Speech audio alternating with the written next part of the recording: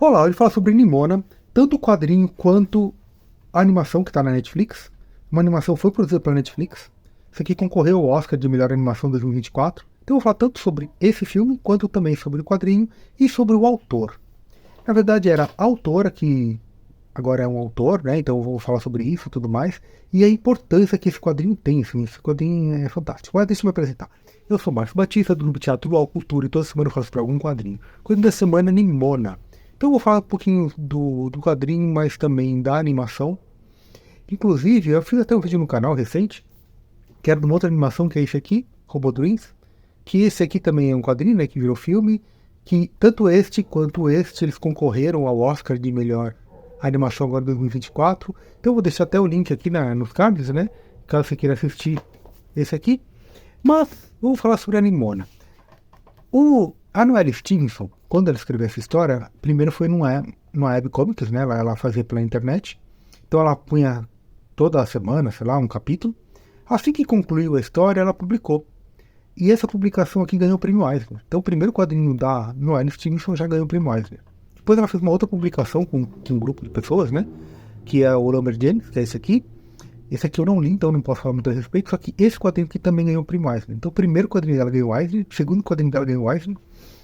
E o que ocorre? Hoje, a Noelle Stevenson, ela é um Nate. Ela é um trans masculino, ou seja, ela fez uma cirurgia. Primeiro ela fez uma cirurgia de topo, né, que ela tirou os seios, começou a tomar testosterona. E ela foi uma transição pública, né, porque está tudo no Instagram dela, ela começa a relatar, né. Ela mostrou, ela fez imagens dela com testosterona e sem testosterona, da voz dela diferente e tal. E ela também publica quadrinhos na internet sobre o transgênero, né? Então, esse aqui é um deles, por exemplo. E aqui mostra, né, que ela, para ela, ela se considera um bigênero, então para ela tanto faz ela ser chamada dela ou dele. Porém, ela diz que o mundo prefere colocar um gênero. Então, se for para escolher, então ela prefere chamada dele. Por isso que ela escolheu o nome de Nate. E depois, você, mas quer saber? Meu nome era Noelle Diana Stevenson. Então agora meu nome é Nate Diana Stevenson. Então ela mudou o nome dela de novo para Andy, ND. Então seria Nate Diana. Então, agora então ele é um trans masculino que trabalha com muitas coisas, né? Ele, além do Nimonium Lambert James que eu falei, ele também fez a adaptação da She-Ra. She-Ra, por exemplo, era um desenho que eu não gostava. He-Man e She-Ra, eu assistia quando era criança, mas eu realmente não curti. Isso era meio chato. Mas tem uma coisa interessante nesse She-Ra novo, que tá bem mais interessante do que o She-Ra antigo. O She-Ra antigo, a She-Ra, né, a protagonista, ela era enfeitiçada, tinha lá os inimigos lá do reino dela, e tinha uma feiticeira que enfeitiçava todo mundo para deixar achar que o vilão eram os bonzinhos e tal.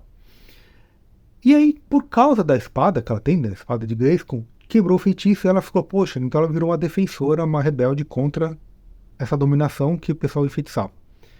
Na adaptação nova, não tem mais um feitiço, tem manipulação. Ou seja, as pessoas todas acreditam na verdade que essa instituição coloca. E aí o que acontece? A She-Ra, ela percebe que foi um engodo, que era um monte de fake news, que ela tinha sido iludida, né? Ela tinha sido manipulada pela mídia, e ela vai contra. Então, você vê um amadurecimento da narrativa, né? O N.D. Stevenson colocou nessa versão nova da She-Ra. E essa mesma temática também está aqui no Nimona.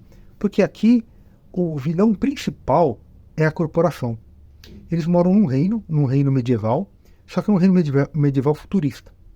Então eles têm carros voadores, têm celulares, têm equipamento de comunicação, só que eles são cavaleiros, tá vendo? Tipo, é uma sociedade medieval, tem castelos e tem lutas e tal. É como se fosse, hoje em dia, por exemplo, as pessoas com celular e tudo mais acreditando na Terra plana, por exemplo, entende? Então, é essa brincadeira que ela faz. Então, é uma espetada mesmo, né? Então, a gente tem tanta tecnologia, tanta coisa, só que tem pessoas que vivem na Idade Média. E não é só por causa de acreditar na Terra plana, é também os valores. Por quê? Como eu falei, o autor é um transgênero. né? Ele era uma mulher, fez cirurgia, hoje é um homem. Então, aqui acontece também isso. Esses dois que são, entre aspas, inimigos, por quê? Esse aqui é o vilão da história, que é o Ballister Coração Negro. E esse aqui era tipo o herói da história, que é o Ambrosius Oropelvis. E no decorrer da história a gente vê que esses inimigos aqui são apaixonados um pelo outro. Então eles teriam um romance. Só que, por causa dos valores, esse cara aqui ficou com a instituição, com a corporação. E ele traiu o amigo, o amor da vida dele. Até arrancou o braço dele. Isso acontece tanto aqui na história em quadrinhos quanto no desenho. Tem umas diferenças, a adaptação está muito bem feita, embora tenha bastante diferenças aqui, a origem deles e tudo mais é bem diferente. Aqui, não falo que é mais complexo, mas é um pouquinho diferente, assim, a narrativa, ela não é linear e direta. Já na animação porque a animação foi feita para ser popular, então é uma linguagem um pouquinho mais simples, mas não significa que seja ruim. Ela está muito bem adaptada para a linguagem dela. O desenho está ótimo, é muito gostoso de ver. E os valores são lá. E esse romance dos dois já começa logo no começo da história. Depois, esse que é considerado o vilão, ele tem um código moral muito bom. Assim, por exemplo, esse cara não é vilão. Só que esse que é considerado o herói, o código moral dele está totalmente incorporado ali naquela corporação, naquela instituição. Ele não analisa os fatos. É como se ele fosse aquele povo da Xirra está enfeitiçado, está manipulado para aquela instituição. Então a gente vê que o grande vilão da história é a corporação. E essas pessoas aqui são peões. Então esse aqui é um peão. Aqui a Nimona é a mais poderosa de todas. Ela é uma metamorfa, ela consegue se transformar em tudo, né? Por exemplo aqui. Mas eu não sou menina. Sou um tubarão. Será que dá pra você ficar normal? Só um pouco. Normal? Eu acho que seria mais fácil se você fosse uma menina. É mais fácil ser menina. Mais fácil pra quem? Pra você? Nem todo mundo é mente aberta como eu. Você quer que eu me transforme, depois não quer? Se decide. Agora é um menino. Então a gente viu. Ela se transforma num tubarão, num gorila e num garoto, né? E olha só que interessante.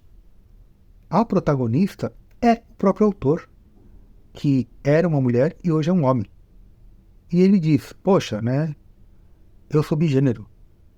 Sou masculino e feminino. Pra mim tudo bem, né? Mas a sociedade não aceita. Então, já que é pra escolher um lado, eu sou masculino, então. Então ela fez essas coisas todas. Então, cara, é muito interessante porque não fala sobre a identidade só dela. Ou dele. Fala sobre a identidade, a manipulação da mídia e tudo mais. Assim, sabe, você entende? Cara, é muito interessante esse quadrinho. Tem um teor político bem interessante. A história é muito boa. Se você não conseguir ver nada disso, a história é bem interessante. Então, cara, é um quadrinho ótimo, assim. Tanto que ganhou prêmios, né? Isso não significa muita coisa ganhar prêmios, né? Mas, cara, é um quadrinho fantástico. E tem toda essa força, né, da identidade, né, de gênero, de muita coisa. E tem uma coisa que é muito bacana aqui, que assim, bacana não, é triste, na verdade. Porque lá nos Estados Unidos, a transfobia, a homofobia é muito forte, né? Tem muita repressão com os trans, com as pessoas, né, que, sabe, é religião, é política, é tudo contra essas pessoas. Então elas sofrem um bullying muito forte. E a gente vê também que aqui no filme, né, no quadrinho, também tem isso. Tem um momento que ela deprime total, que é essa parte aqui. Criancinhas. Elas crescem acreditando que vão ser heróis se enfiarem uma espada no coração de qualquer um que seja diferente. E eu sou um monstro! Ver que esse reino inteiro quer enfiar uma espada no meu coração. Ou que às vezes eu quero que enfie mesmo. É muito forte isso aqui, né? Você vê que ela é uma pessoa divertida, ela é uma pessoa tal, por quê? Porque ela tem esse amigo. Ela, no quadrinho e no desenho, ela vai procurar esse fulano, porque esse fulano aqui é tipo o maior inimigo do reino. Então ela quer ser assistente do fulano. Só que você vê que ela é muito mais poderosa, ela que é a cabeça ela é a líder. Mas ela tá querendo, na verdade, um amigo. Por quê? Porque ela tá sozinha. Aí você vê que acontece uma história 1000 anos atrás. e ela tá viva ainda. Então ela, tipo, é um ser eterno. E só que ela tá sozinha na sociedade. Porque ninguém aceita ela, acha que ela é um monstro. Por quê? Porque ela se transforma.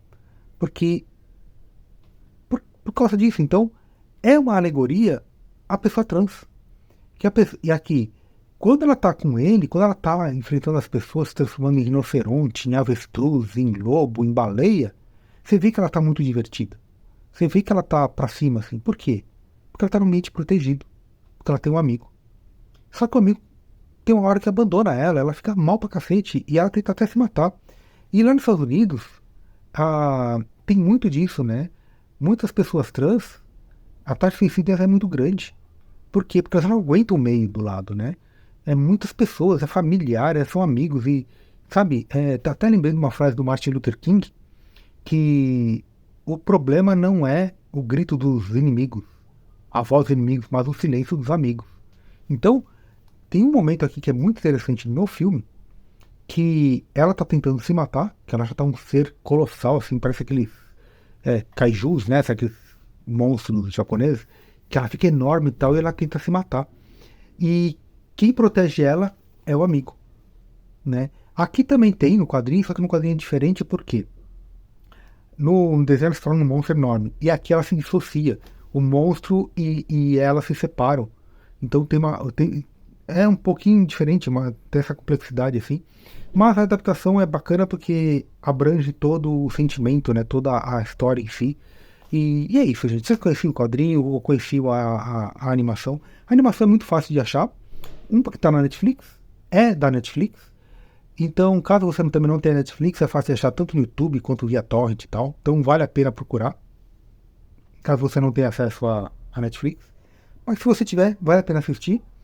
Esse quadrinho também é muito interessante, tem mais coisas para eu falar, mas vai ser complicado, assim, porque eu acho que é mais trazer esses dados, né, sobre o autor, que tem tudo isso, né, que essa transformação dele, então, não sei o que ele passou, né, porém, você vê que é muito biográfico, né, e isso é fantástico, assim. O quadrinho já é fantástico por si, você sabendo a história do autor, então eu acho que fica maior, assim, fica mais...